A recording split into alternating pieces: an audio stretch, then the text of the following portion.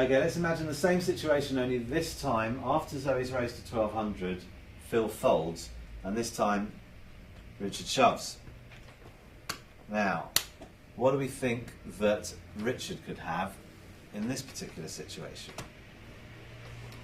Okay, well, presumably the big difference is that he's short stacked, so he's going to be trying to double up with any kind of decent hand. I don't know how low that goes. Right, okay. Certainly all the hands we were talking about before, like pair of tens or higher. What do you reckon, Phil? What's his range? Well, Zoe is not quite priced in, almost. She's got about 5.5, I think, to call into a final pot of, let's say, 13. Let's just work it out. Yeah. So there's Richard's stack is 6-7. So she's got 5.5 to call into a pot that will be approximately 14 or so. Okay. So it's, I don't know, it's in the region of 45%, like they usually are, 40 to 45%. So she would be calling with a hand that has 40 to 45% equity against Richard's range, given that he's shoved. Now, one of the things that you would do here is think about all the hands that Richard's played previously and the kind of things, the kind of player that he is. Is he a really loose, aggressive player?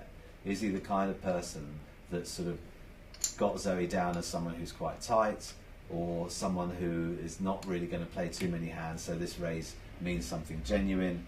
Or has he got her down as the kind of person that sort of has a little bit of a stab at something and then will fold to a re-raise? Because if she is that latter kind of player, well, then he's shoving with a whole bunch of hands, you know, anything down to, like, you know, seated he's got connectors. that kind of stack where he's looking for an opening razor and he's looking to shove it in. Yeah. And hope the opening razor folds. Right. So that's the perfect spot, a button raise. It's the perfect spot for a shove. You could do it with any hand, really.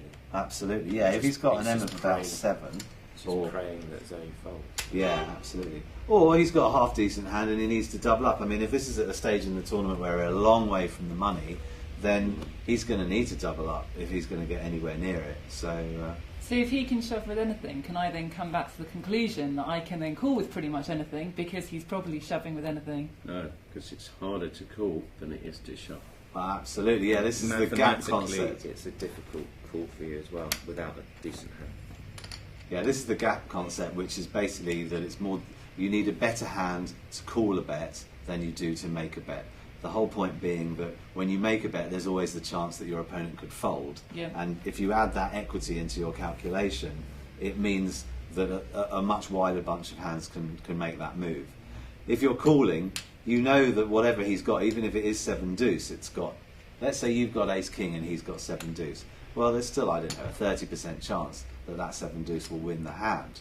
So you've got to take that into account with all the hands that you've got.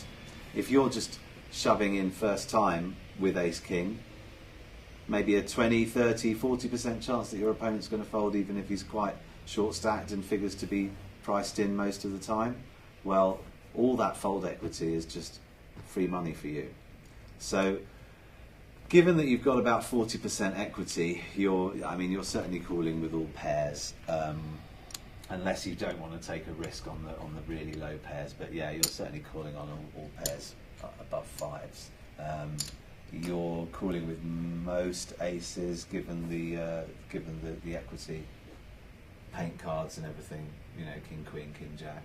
So, but the chances are that you might not have those hands. If you've raised on the button, you could have anything really. And as I say, Richard pretty much wants to double up anyway, so he's not too disappointed. So did I need to take that into consideration when I was raising on the button? Yeah, absolutely. One of the things that you've got to watch with especially with an M of 12, is that, or in that region, is that you're very, very vulnerable to a re-raise. It's going to cost you from Richard half your stack, and from Phil, all of your stack potentially.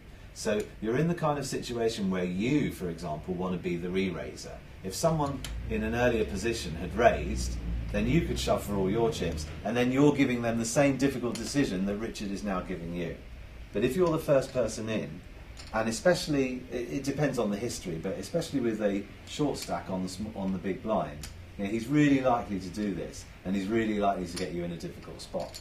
So yeah, sure. I mean, if you've got ace queen or something decent, you might deliberately make this move in order to get the shove from some really quite bad hands that you've got good equity against. But in general, the kind of hand that you've got, the kind of stack that you've got, is better suited to re-raising all in than putting in the first raise and then getting knocked off your hand.